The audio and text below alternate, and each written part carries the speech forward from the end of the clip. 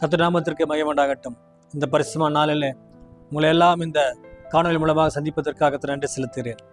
ஆண்டவர் ஒவ்வொரு நாளும் நம்மளை அவருடைய வார்த்தைகள் மூலமாக வசனத்தின் மூலமாக பயணித்து கொண்டே வந்து கொண்டிருக்கிறார். ஒரு பாதுகாப்பை கொடுத்து கொண்டிருக்கிறார். அவருடைய வார்த்தைகள் தான் நம்மளை ஒவ்வொரு நாளும் பலப்படுத்தி கொண்டு வந்து கொண்டிருக்கிறது. அவருடைய வார்த்தை கேட்கிற நீங்கள் ஒவ்வொருவரும் பாகியசாலிகளாக இருக்கிறீர்கள்.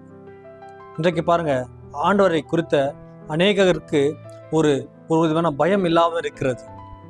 புறஜாதிகளில் இருக்கிற அந்த பயம் ஆண்டவர் பிள்ளைகளிடத்தில் இல்லை. ஆண்டவர் நம்பிக்கொண்டிருக்கிற, ஆண்டவரை தொழுது கொண்டிருக்கிற, ஆண்டவர் ஏற்றுக்கொண்டிருக்கிற பிள்ளைகளுக்கு அநேகருக்கு ஆண்டவரை குறித்த ஆண்டவருடைய நாமத்திற்கு மேல் ஒரு பயம் இல்லாமல் இருக்கிறது. இங்கே ஒரு வசனத்தை பார்க்கிறோம்.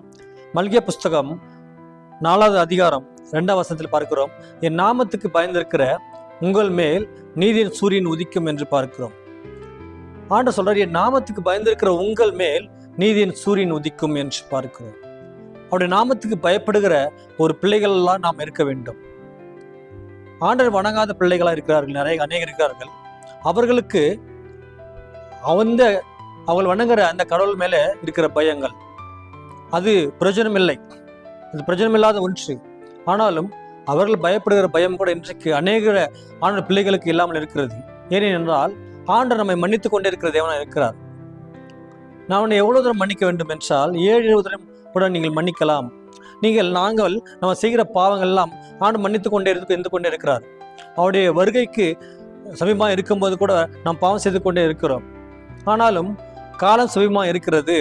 அவர் வருகை நெருங்கிவிட்டால் அவர் எப்போது வருவார் என்று தெரியாது. அந்த நாழிகை கூட யாருக்கும் தெரியாது. அந்த நேரத்தில் நீங்கள் பாவைகளாக இருந்தால், அந்த நேரத்தில் நீங்கள் ஆண்டவருக்கு பயப்பட பயம் இல்லாமல் இருந்தால் நீங்கள் நிச்சயமாக ஆணவத்தில் எடுத்துக்கொள்ள முடியாது. நீதி சூரியன் உங்கள் மேல் உதிக்க வேண்டும் என்றால், ஆணுடைய அந்த நீதி உங்கள் மேல் இருக்க வேண்டும் என்றால், நீதிபரரை நீங்கள் ஏற்றுக்கொள்ள வேண்டும் என்றால் ஆண்டு பயப்பட பயம் இருக்க வேண்டும். நானே கர்த்தர், என்ன இல்லாமல் வேறொரும் இல்லை, என்னென்று நீங்கள் வேறு தேவர் உண்டாயிருக்க வேண்டாம் என்று பார்க்கிறோம். அப்படி இந்த உலகத்தை, வானத்தையும் பூமியையும் சர்வலோகத்தையும் படைத்த ஆண்டவர், நம்முடைய வாயின் வார்த்தை மூலமாக படைத்த ஆண்டவருக்கு முன்பாக நாமும் பயந்து நடுங்கி முழங்கால் படிட்டு கடவோம் என்று பார்க்கிறோம். அவருக்கு முன்பாக நாமும் முழங்கால் படிட்டு ஒரு பயப்படுற பயம் இருக்க வேண்டும். அவர் மிகவும் ஒரு பயங்கரமான ஆண்டவர் அல்ல, ஆனாலும் எல்லாவற்றுக்கும் மேலான உயர்ந்த ஆண்டவர், சர்வலோகாதிபதியான ஆண்டவர். இந்த மனுஷனை நம்ம தெரிந்து கொண்டு வைத்திருக்கிறார். நாம அவருக்கு பயந்திருப்பது நிச்சயமான ஒன்று அல்லவா? நான் ஏன் பயப்பட வேண்டும் ஆண்டவருக்கு என்றால், கர்த்தரின் வெளிச்சம் ரட்சிப்புமானவர், யாருக்கு பயப்படுவேன்? கர்த்தரின் ஜீவன் பலனானவர், யாருக்கு அஞ்சுவேன் என்று சங்கீத புஸ்தகங்களை பார்க்கிறோம். அப்படினால் அவர் ஒரு வெளிச்சமானவர், ஒரு ரட்சிப்பான தேவனா இருக்கிறார், ஒரு ஜீவன் பலனான தேவனா இருக்கிறார். அப்படிப்பட்ட ஒரு தேவனுக்கு, அவருடைய நாமத்துக்கு பயந்திருக்கிற பிள்ளைகளாக நாம் இருக்கும் பொழுது, அப்படி இருந்தால் ஆண்டவர் நிச்சயமாக ஒரு வெளிச்சத்தின் பிள்ளைகளாக நாம் இருப்போம். அவர் வழியில் நடக்கிறவர்களாக நாம் இருப்போம்.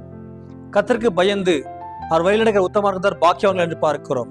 அவருக்கு பயந்து அவருடைய வழியிலே, அவர் சொன்ன வார்த்தையின்படி, அவருடைய வேதாசத்தின்படி நடக்கும் பொழுது, அவருடைய வழியில நடக்கும்போது, செம்மையான வழியில் நடக்கும்போது நாம் பாகியசாலியாக இருக்கிறோம், நாம் பேர் பெற்றவர்களாக இருக்கிறோம். கர்த்தருக்கு பயந்து அவர் வழியில் நடக்கிறவர்களாக இருக்கும் பொழுது அவர் நம்மை ஆசீர்வதிக்கிற ஒரு தேவனாக இருக்கிறார். ஒரு வெளிச்சத்தின் பிள்ளைகளாக நாம் இருக்க வேண்டும் என்றால் அவர் சொன்ன பாதையில் நடக்க வேண்டும். இது சரியான வழி என்று ஆண்டவர் நமக்கு கற்றுக் கொடுத்திருக்கிறார். அந்த வழியில நாம் போகலாக இருக்க வேண்டும். அப்படி என்றால் அவருடைய வசனத்துக்கு பயப்படுவதாக இருக்க வேண்டும், அவருடைய வார்த்தைகள் பயப்படாத இருக்க வேண்டும். சொல்லிக் கொடுத்த ஒவ்வொன்றையும் நாம் அதற்கு கேட்டபடி பயந்து நடக்கும்போது ஆண்டவர் நம்மை ஆசீர்வதிக்கிற தேவனா இருக்கிறார். நம்ம செய்கிற தவறு, நம்ம செய்கிற பாவங்கள் யாரும் பார்க்கவில்லை என்று நினைக்காதீர்கள். ஆண்டவர் கண்கள் பூமியில் எல்லார் மேலும் நோக்கமா இருக்கிறது. அவர் பார்த்து கொண்டிருக்கிறார். அவருடைய காந்திக்கு மறைவானது ஒன்றுமில்லை என்று பார்க்கிறோம். அப்படினால் நீங்கள் செய்கிற பாவங்கள், ஆண்டவருக்கு பயப்படாதபடி செய்கிற பாவங்கள், தவறுகள் எல்லாவற்றுமே கர்த்தர் பார்த்து கொண்டே இருக்கிறார். அதற்கு தக்க பலனை கர்த்தர் நிச்சயமாக கொடுப்பார். வாலிபனை, நீ உன்னுடைய பாதையை எல்லாவற்றையும் நட, உன் கண்ணில் காட்சிகள் நட, எல்லாவற்றிலும் செய். நீ போகிற பாதை எல்லாம் எதொன்று அதில் போய்கொண்டே இரு. ஆனாலும் கடைசி காலத்திலே நியாயத்திலே கர்த்தர் நிலைநிறுத்துவார் என்று பார்க்கிறோம். அப்படிப்பட்ட நிலைமை நமக்கு வரக்கூடாது என்றால் நம்ம ஆணுக்கு பயப்பட பயம் இருக்க வேண்டும். தமக்கு பயந்து தமது கிருபைக்கு காத்திருக்கும் மேல் கர்த்தர் பிரியமா இருக்கிறார் என்று பார்க்கிறோம். அவருக்கு பயந்து அவர் கிருபைக்கு மேல் காத்திருக்கும் மேல் ஆண்டவர் பிரியமா இருக்கிறார். அவருடைய பிரியம் உங்களுக்குள்ள இருக்க வேண்டும் என்றால், உங்களுக்கு ஆண்டவர் பிரியமா இருக்க வேண்டும் என்றால் அவருக்கு பயப்படுகிற பயம் இருக்க வேண்டும், அவர் கிருபைக்கு காத்திருக்கலாம் இருக்க வேண்டும். இந்த கடைசி நாட்கள் நாம் இருக்கிறோம். இந்த கடைசி நாட்களில் ஆண்டவருக்கு பயந்து அவருடைய வழியில் நடக்கவெல்லாம் இருக்க வேண்டும், அவருடைய கிருபை காத்தலாம் இருக்க வேண்டும். ஏனெனில் இந்த உலகத்தின் அண்டா சராசரங்களை படைத்த கர்த்தர் நம்ம எல்லாம் பார்த்து கொண்டிருக்கிறார். அவர் நாமத்துக்கு பயந்திருக்கிற உங்கள் மேல் நீதி சூரியன் உதிக்க வேண்டும் என்றால் அவருடைய வார்த்தைகளுக்கு, அவருடைய வசனத்திற்கு நம்ம செவி கொடுக்கலா இருக்க வேண்டும். செவி கொடுக்கும் போதுதான் கர்த்தர் நிச்சயமாக இரண்டத்தனி ஆசீர்வாதத்தை கொடுப்பார். யோபு பாருங்க, அவன் பொல்லாப்பு செய்யாதபடி அவன் நீதிமானா இருந்தான். கர்த்தருக்கு பயந்து உத்தம வழியில் நடந்தவனா இருந்தான். அவன் அப்படி பயந்து இருந்த போதுதான் இரண்டத்தனி ஆசீர்வாதத்தை கர்த்தர் கொடுத்தார்.